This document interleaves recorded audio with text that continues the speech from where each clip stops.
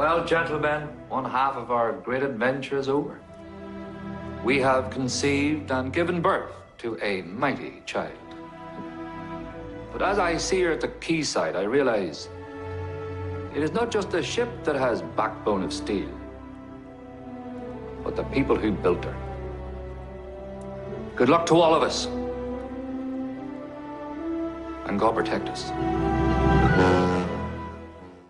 I think the great thing about the journey in this series is actually it's a very emotional journey, because we do dig deep into these characters. And we see how the idea of Titanic pulls and pushes their lives. My main focus with Kieran and his as well was, you know, we need to create a story that people care about and a character that people care about. Because the audience sees this whole story through Mark's eyes. Mark sort of travels with the rich, sort of upper-class people, and then he's in the bowels of Belfast.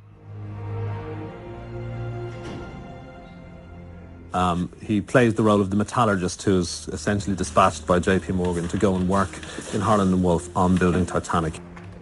I'd like to introduce someone to you. This is Dr. Mark Muir. He worked on HMS Dreadnought. I was her chief metallurgist, sir. Big battleship. I would like to offer my services to Titanic, Mr. Morgan. I believe you need me to build this ship. He basically studies the metal, the steel of the ship, and he was the first person of his kind to kind of come on to a big shipping company and analyze how they're building the ships. I play Joanna Yeager, who was a journalist from New York who came to Belfast and covered the building of the Titanic at the time. And she was also allegedly a friend of J.P. Morgan's. We need to make a ship that people are compelled to travel on just so they can say that they have. It's an untold story. The other story, of course, has gotten so much. Even when I was a little kid, I've seen movies about, of course, the voyage and the sinking. But it's a fascinating history, and the characters involved are many. And it's a fascinating time in the European and American history. It's a flawed society that builds a flawed ship. It is the lives and times of Belfast, the city that built it, the society that built it, and I suppose the attitude that built the ship as well. What kind of people could dream up something like that, go and do it, and then what ultimately is the effect of its loss, of its sinking.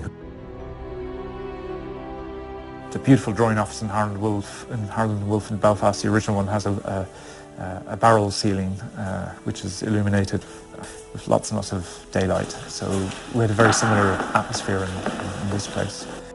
We built all the drawing tables, again studying the various reference photographs from Harland and Wolff from the original place. Okay.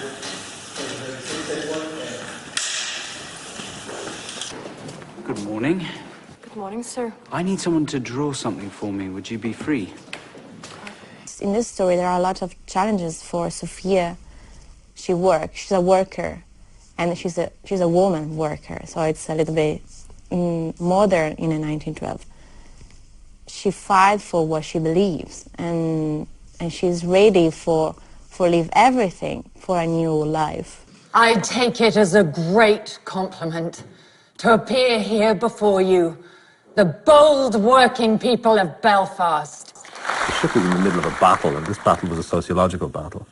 It was workers wanting unions and rights and information, and health issues were a big concern. You know, there was a tidal wave of a social movement sweeping across Europe from Russia at the time. That landed in Belfast as Titanic was being built. Now, those who employ you should do so knowing that they have a responsibility to you and your families. A responsibility for your safety at work, and the responsibility to pay you fairly. To achieve these ends, you know, through negotiation, through union membership, through politics, and not go down the route of paramilitary or militant action. And in fact, you will see that he takes one path and his brother takes another. The fact it was a period piece, I think, makes a big difference to me. There's more lighting opportunities, there's more fun you can have, actually, in many ways, when you're doing something which is not immediately of the present in a very ordinary way. I mean, the whole thing about doing period stuff is all about that. I mean, very often I think you end up with better sets, you end up with more costumes, you end up with, in many ways, photographic, I think, more interesting things you can do. The costumes, it's always the costumes are so sumptuous and they look edible almost. I remember being quite excited when I met him, thinking of how he'd make it look. I've not been disappointed.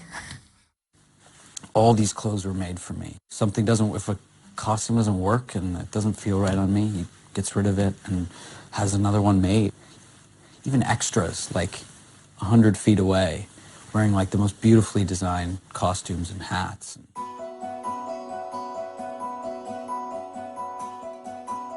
Even the color of the costume are perfect for the ambience and for the light. It's a perfect balance around everybody and everything.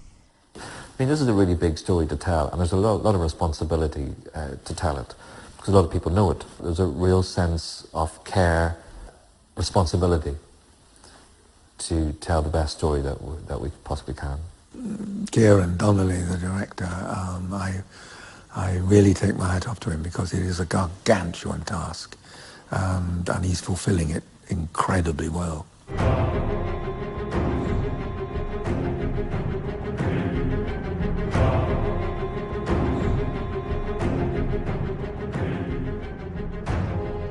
So we've built the model of the gantry, we've built the keel and the double hull section, we've built the buildings, all the cabins, the people. So the ship itself that we've built, we've actually built the ship for real. So she's built in the computer, but every plate in there is exact. The ribs are pretty exact. So there's a lot of love and attention in there, you know, as if you're building a physical model of the ship actually for real.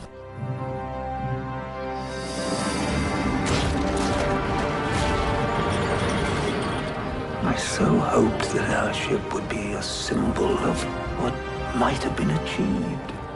A unifying force. That was my vision. You always quoting Brunel, an engineer who never compromised. Both you and I know that this ship is nowhere near as safe as his. In 8 days' time, we will welcome the RMS TITANIC to New York. And when you have seen her, write about her. As I see her at the quayside, I realize it is not just the ship that has backbone of steel, but the people who built her. I'm glad we're sailing together. Me too. There's a bigger picture here, bigger than the ships we build.